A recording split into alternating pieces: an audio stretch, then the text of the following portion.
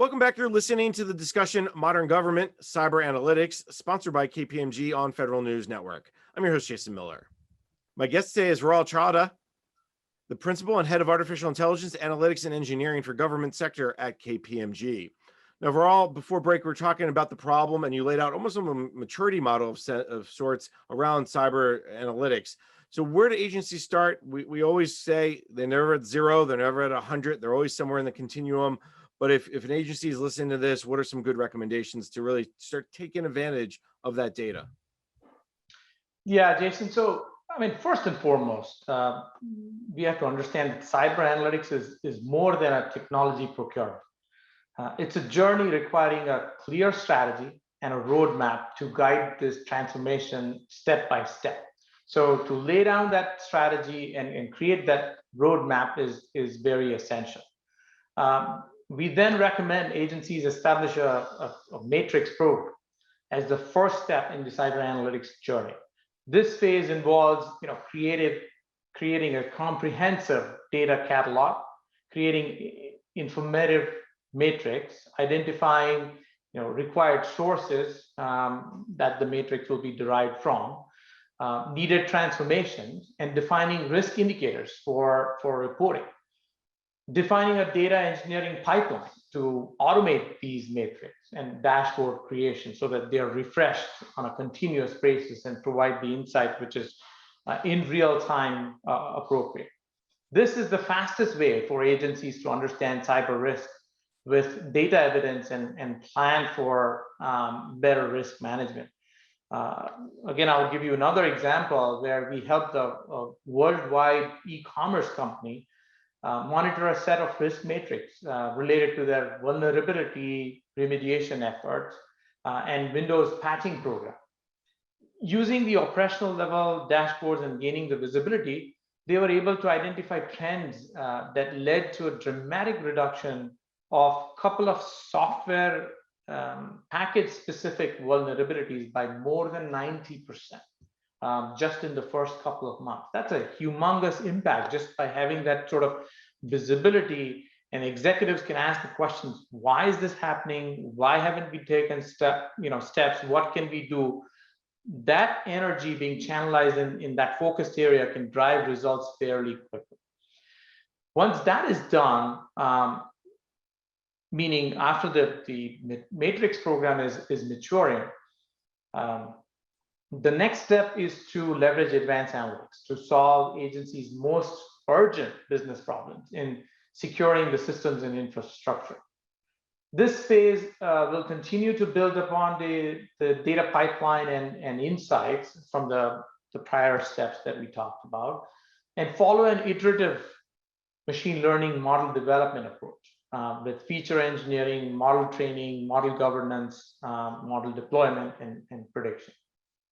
Fortunately, the advent of big data and the compute capacity and capability and advanced algorithms,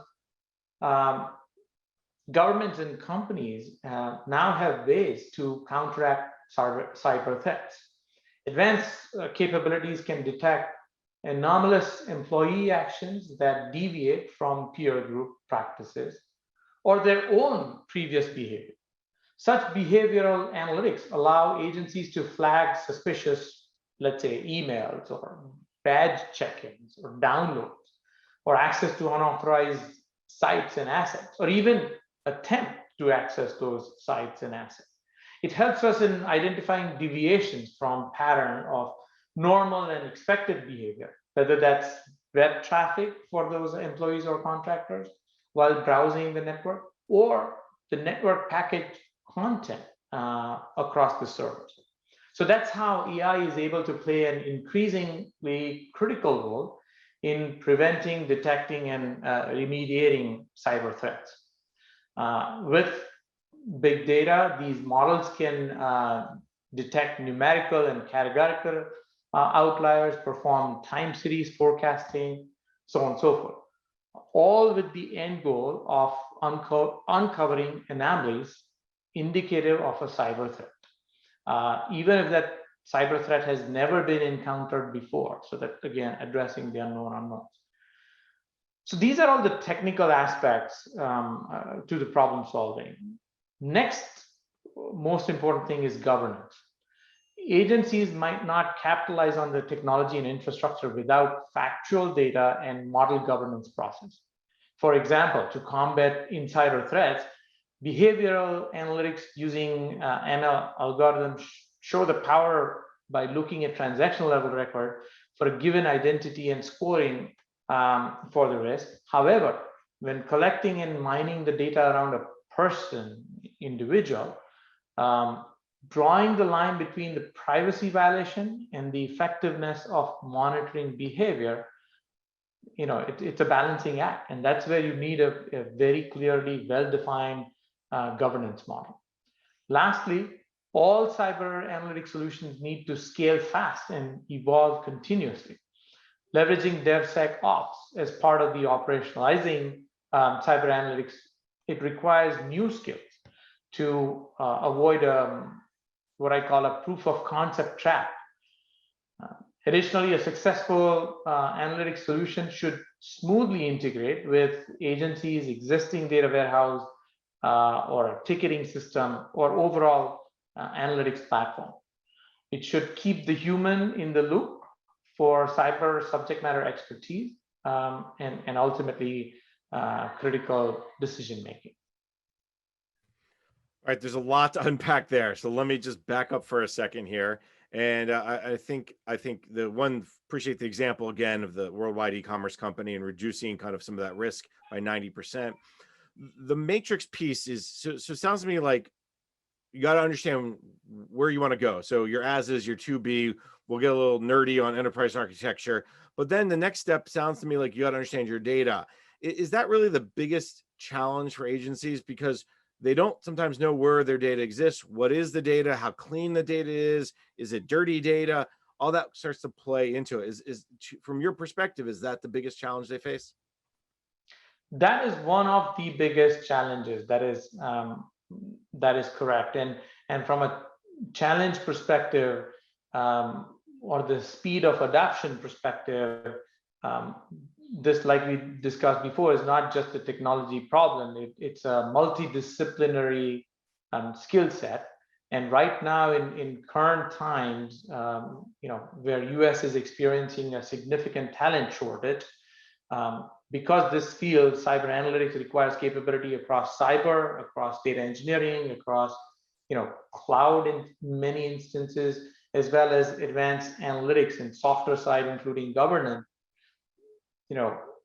Finding resources in any one area is difficult, let alone bringing the pool across, like I said, multidisciplinary areas. That is also a big challenge. At the same time, you have to keep the lights on. When we talk about leveraging advanced analytics,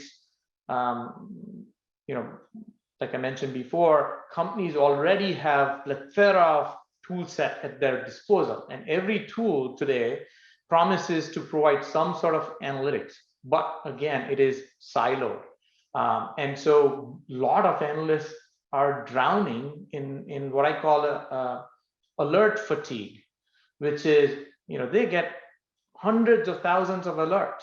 And so when those systems or algorithms are not well calibrated, it creates a trust gap. Again, what I mean by a trust gap is, let's say if based on the alerts, you're getting too many false positives, at some point, the analyst is going to become desensitized to those alerts. And in that, you may miss out the real threat. On the flip side, even a small miss on a real threat could cause big harm. And so what is essential through this is having trust in your solution, ensuring that the solution that you put together is effective, it's unbiased, and it provides optimal results. And to establish that trust, we need to have the transparency into this overall solution. And for that, we recommend that the whole saying be based on a sound framework which addresses algorithm integrity, explainability, fairness in the algorithm, as well as resiliency. And I'll quickly define what I mean by each one of those. To start with integrity, it means knowing the provenance and linkage of training data, having control of model training, including evaluation matrix, and having safeguards so that unauthorized changes cannot compromise the original goal or intent of the algorithm. This all occurs before the model is even used. Then once the model is in production, continuous monitoring of the model performance has to happen so that detecting the concept drift or other issues like that is held. Next is explainability. This is simply knowing why a model made a decision it made. It is critical to understand what features played a role in this and by how much. This is crucial for trust. Next, we move to fairness. So for AI to be fair, it needs to be designed and built as free from bias as possible. And it needs to maintain the fairness as it evolves. Attributes used to train algorithm need to be relevant, appropriate for the goal, and must be allowed for use from a regulatory perspective. And overall, I mean, careful oversight and governance needs to be put. Lastly, the final dimension is AI resilience. And that is about ensuring that models are portable and they can operate across diverse and complex ecosystem. So once you have that sort of framework, you know, the solution is sound, is trusted, and can be leveraged by the security team. The trust piece is really important. Do you get a sense that a lot of times people don't trust the model, or the model has to prove its value before people can really put full trust into it? Absolutely, and that's why, I mean, the entire framework that we just talked about is so crucial that, you know, folks can at any given point of time, especially in case of advanced analytics, right, where solutions leverage very sophisticated capabilities like deep learning, neural network based finding, which is perceived to be more opaque or a black box. And those are the areas where it becomes very essential that the results can be explained. There is a parallel system in place that can explain why the model made the decision or it's recommending an outcome that it did, and what factors played a role and how much role did they play in the final decision making. I would say, though, that in case of cyber security and cyber analytics, this particular element of explainability is important, but not necessarily as much as it may be in case of, say, healthcare or financial services industry. And finally, we have to move fast. We can't wait for, you know, sequential process to happen. The simple reason being, the adversaries or attackers are leveraging AI right now. And so we need to be at least one step ahead in the game because we have to be right all the time versus the attacker may only need to be right once to exploit the system. So we need to move fast. We need to have the right, you know, parameters in place, the right frameworks in place to establish that trust, validate, but move fast. All right, excellent advice. Unfortunately, we're out of time for today, so let me thank my guest. Viral Chadwa is the principal and head of artificial intelligence, analytics, and engineering for the government sector at KPMG. Viral, thank you so much for taking the time. Thanks, Jason. I'm Jason Miller, and you've been listening to the discussion Modern Government, Cyber Analytics, sponsored by KPMG on Federal News Network. For more on this discussion, visit federalnewsnetwork.com and search KPMG.